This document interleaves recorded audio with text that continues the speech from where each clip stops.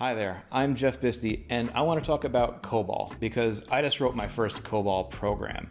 I've long been aware of COBOL. I'm aware of its significance, its importance, its efficiencies, all the places it's used, but I've never actually sat down and written code.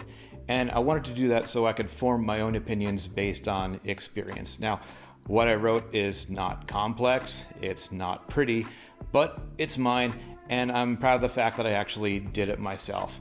I wanted to see just how scary or how simple COBOL is, or anywhere in between. So at the end of all of this, I'm going to show you my code, but I'm going to flip the script a little bit and talk about my conclusions up front.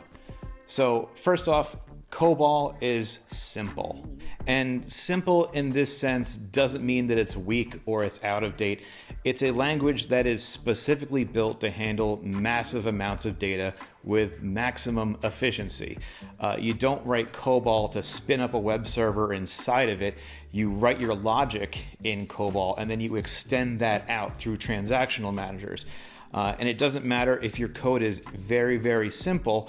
You can hook it up to something like a Kix or an IMS or any other transaction manager, and now it's able to scale up as big as it needs to get. It's also extremely precise. And I mean that both in the mathematical sense. It is a fixed point numerical system as opposed to a floating point numerical system.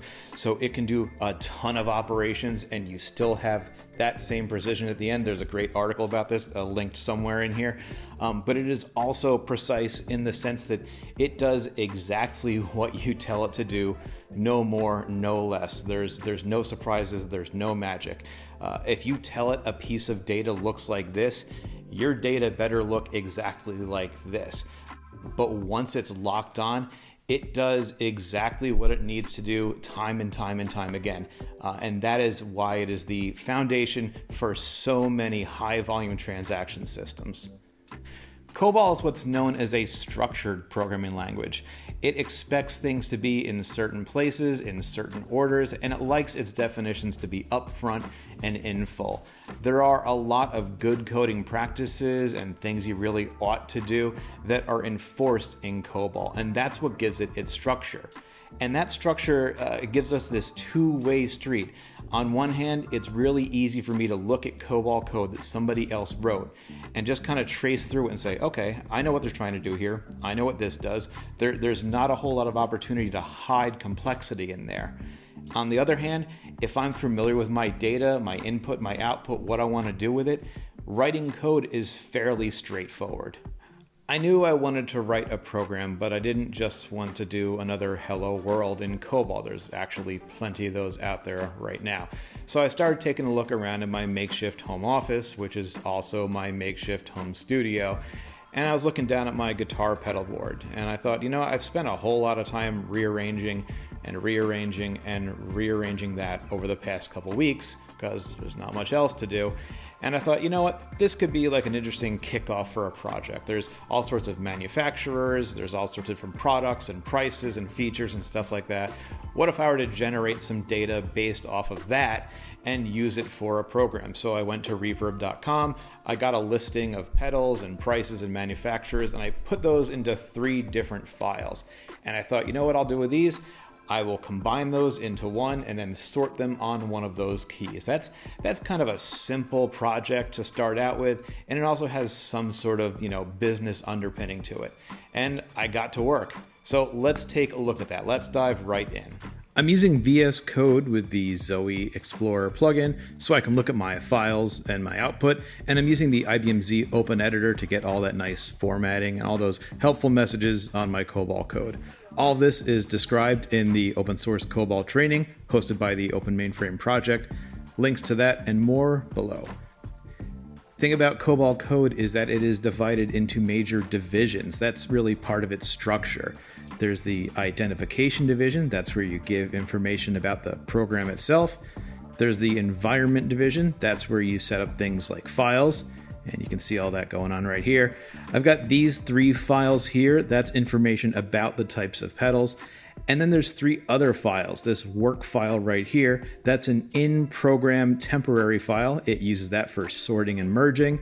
This merge file right here, that's where I'm going to store the output almost like as an intermediate output where the output is merged but not yet sorted. And then there's this sorted file. That's where I'm going to put the program's final output. In the data division, we're going to spell out what the data looks like in those files. And that's fairly simple. You can see it's up to 50 characters of alphanumeric, then a dollar value up to $99 million. That's a very expensive pedal. And then because we're dealing with 80 column files, we need to make up the rest of that space with filler. And that's exactly what's going on right here. And since we're just moving data back and forth between all these guys, they all pretty much look the same. That's to be expected because it's the same data going back and forth between them all. Then we've got this procedure division. Now, up until now, we've only been describing the world and the people in it. The procedure division is where all that action takes place. It's what we want to do with all that stuff we just set up. And all I'm doing is using these two verbs, merge and sort. And I want you to take a look at how this is spelled out because it almost looks like pseudocode, but this is what COBOL looks like. All these display messages, by the way, that's just a way for me to debug this and see where I am in the program at any time. First thing I'm going to do is merge on that working internal file. And since we already defined what the data inside of it looks like, we can tell it that the key is the name. And we're not doing much with this right now, but it can become very important later on if we want to do things like handle duplicates and run things if a key is equal to something or something like that. And the way that merge works, same thing with sort, is that we give it the input, the output, and an internal merge sort file to do that work in. So merge, the internal file, using the input files, giving the output file. And that's it. Next comes sort, which looks kind of similar, except we're only going to be doing it on one file. We're going to sort on one file instead of merging three. We want to sort on price, so we get a list of everything from those three input files, sorted by price, lowest to highest, using the merge file we just gave it, and giving the sorted file. Again, that's simple. Each one of these blocks of code is called a paragraph, and a paragraph has sentences and statements in it, and there's a period at the end of it. That's a way of ending it. Then we just keep processing down the line into this close stop paragraph. And we have nothing to close because we didn't open anything. Merge and sort kind of do their own opening and closing, so that's handy. So then we just stop, run, period. To make it run, we have some JCL. Let's take a look at that. The JCL just says compile this code, which is the code that we just looked at, and we put the compiled code here. We're calling it fx sort. If the compiling went well, we get an RC equals 0, then we do this part. This is where we define where all those files are on the file system. I've got my 3 input files here. This is the temporary data set. Since it's intermediate, I'm just going to make it self-destruct when I'm done with it. And my output goes over here. And then to run it, I'm just going to right-click on my JCL and say submit job. You can see that just got kicked off. Now let's take a look at my 3 input files. You can see this is just a description of each item and the price, and there's 3 of them here. If I refresh my view and go into output, we can look at the output, and just as expected, my COBOL program went and combined everything into one file and sorted it based on price. So that's it. That's my first COBOL program. I found it to be very straightforward. I found it to be very intuitive. I found it rewarding. I found it to be nowhere near as scary as people are making it out to be right now. I also saw the business value in it, and if I ever did get stuck in building something, I could just Google the error message, and what I have to do is basically right there. And if I still couldn't figure it out, big thanks to Paul Newton for answering my late night Slack questions. He got me out of a couple jams. If this looks interesting, check out the links all around me here for places you can go where you can write your own COBOL code. Thank you so much for watching, and I hope you had fun. Stay well.